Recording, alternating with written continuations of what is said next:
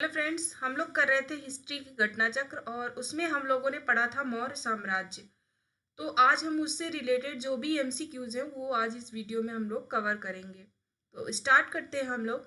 प्रथम भारतीय साम्राज्य स्थापित किया गया था। तो जो भारतीय साम्राज्य था वो किसके द्वारा स्थापित किया गया था? वो था चंद्रगुप्त मौर्य। तो इसका आंसर हो जाएगा सी। नेक्स्ट क्वेश्चन है, भारत में पहले साम्राज्य की स्थापना किस शासक के द्वारा की गई थी? तो पहला साम्राज्य किसके द्वारा किया गया था? वो था चंद्रगुप्त मौर्य। नेक्स्ट क्वेश्चन है, निम्नलिखित में से कौन सा सबसे पुराना राजवंश है? तो सबसे पुराना राजवंश कौन सा है?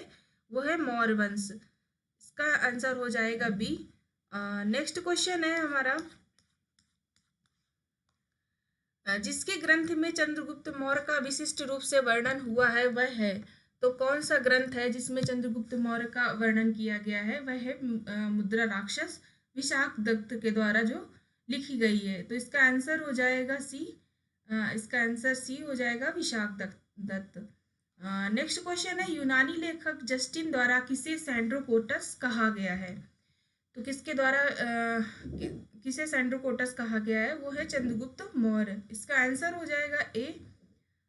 नेक्स्ट क्वेश्चन है, सैंड्रोकोटस ने चंद्रगुप्त मौर्य की पहचान किससे की थी? तो जो सैंड्रोकोटस है, वो चंद्रगुप्त मौर्य की पहचान किसने की थी? तो वो थे विलियम जोन्स। इसका आंसर ए हो जाएगा। नेक्स्ट क्वेश्चन है, निम्नलिखित में से किसने सैंड्रोकोटस और सिकंदर महान की भेंट का उल्लेख किया है?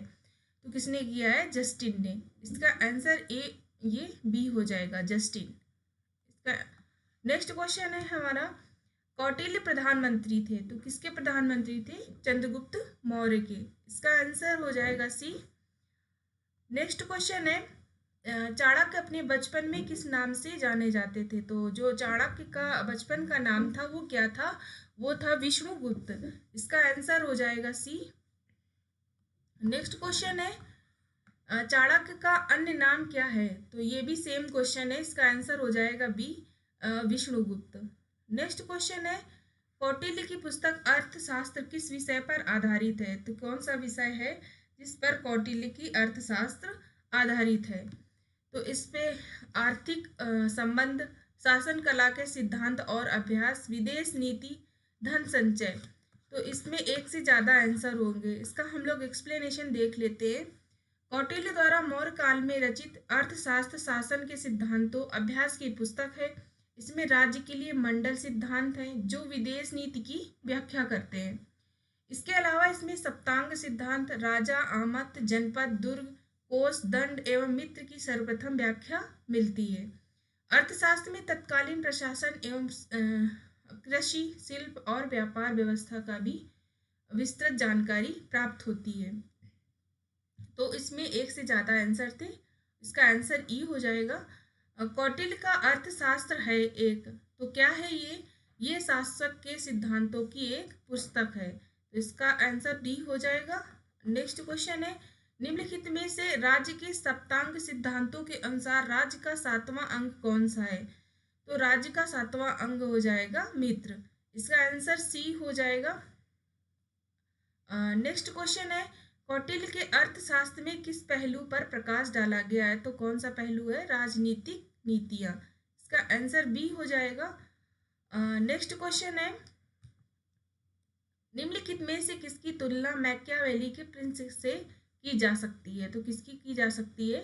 कौटिल्य के अर्थशास्त्र की। इसका आंसर बी हो जाएगा। नेक्स्ट क्वेश्चन है, किसके शासनकाल में डाइमेकस भारत आया था? तो वो था बिंदुसार। इसका आंसर बी हो जाएगा। बिंदुसार के शासनकाल में डाइमेकस इंडिया आया था।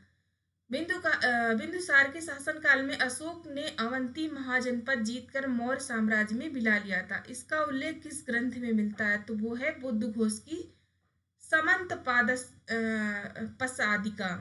तो इसका आंसर ए हो जाएगा, बुद्ध घोष की समंत पसादिका। नेक्स्ट क्वेश्चन है, पाटलिपुत्र में स्थित चंद्रगुप्त का महल मुख्यतः बना था। तो जो चंद्रगुप्त का महल है वो किस चीज का बना हुआ था?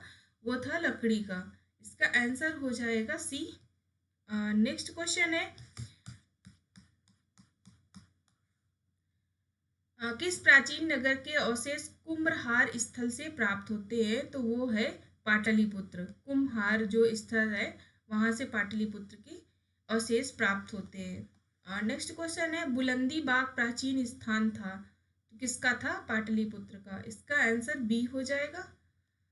नेक्स्ट क्वेश्चन है, निम्नलिखित में से किस मौर्य राजा ने दक्कन की विजय प्राप्त की थी? तो कौन था? चंद्रगुप्त मौर्य। इसका आंसर बी हो जाएगा। नेक्स्ट क्वेश्चन है, मालवा, गुजरात, महाराष्ट्र किस शासक ने पहली बार जीता था? तो वो था हमारा चंद्रगुप्त मौर्य। नेक्स्ट क्वेश्चन है, अभिलेख जिससे यह प्रमाणित होता है कि चंद्रगुप्त का प्रभाव पश्चिमी भारत पर था, तो वो कौन था? कौन सा अभिलेख था जिससे हमें ये पता चलता है कि मौर्य गुप्त का जो हमारा चंद्रगुप्त का प्रभाव था वो पश्चिमी भारत पर भी था? वो था रुद्रदामन का जूनागढ़ अभिलेख। इसका आंसर सी हो जाएगा। इसका आंसर सी हो जाएगा। नेक्स्ट क्वेश्चन है, चंद्रगुप्त मौर्य के साम्राज्य में सम्मिलित था, यह प्रमाणित होता है, तो क्या सम्मिलित था चंद्रगुप्त मौर्य के साम्राज्य में? वो था रुद्रदामन के जूनागढ़ अभिलेख से पता चलता है कि जो गुजरात था हमारा वो चंद्रगुप्त मौर्य के शासन जो साम्राज्य था उसमें सम्मिलित था। इसका आंसर बी हो जाएगा। नेक्स्ट क्वेश्चन है, सेलुकस जिसको अलेक्जेंडर द्वारा सिंह एवं अफगानिस्तान का प्रशासक नियुक्त किया गया था, को किस भारतीय राजा ने हराया था? तो सेलुकस को किसने हराया था? वो था हमारा चंद्रगुप्त मौर्य। इसका आंसर डी हो जाएगा। नेक्स्ट क्वेश्चन है, चंद्रगुप्त मौर्य ने सेलुकस को किस वर्ष में पराजित किया था? तो जो चंद्रगुप्त मौर्य थे उन्होंने सेलुकस को किस वर्ष पराजित किया था? तो इसका आंसर हो जाएगा 305 ईसा पूर्व में। इसका आंसर सी हो जाएगा। नेक्स्ट क्वेश्चन है, दिया गया मानचित्र संबंधित है, तो ये इसमें समझ में नहीं आएगा, हम लोग नेक्स्ट क्वेश्चन कवर करते हैं। किसने सहिष्णुता, उदारता और करुणा के त्रिविध आधार पर राजधर्म की स्थापना की थी? तो वो थे अशोक। इसका आंसर ए हो जाएगा। नेक्स्ट क्वेश्चन है, निम्नलिखित में से कौन सा क्षेत्र अशोक के साम्राज्य में सम्मिलित नहीं था? तो कौन सा था? वो श्रीलंका था। इसका आंसर सी हो जाएगा। और बाकी अफगानिस्तान, बिहार और कलिंग ये अशोक के साम्राज्य में सम्मिलित थे। अशोक ने निम्नलिखित अभिलेखों में से किस दक्षिणी भारतीय राज्य का उल्लेख हुआ है?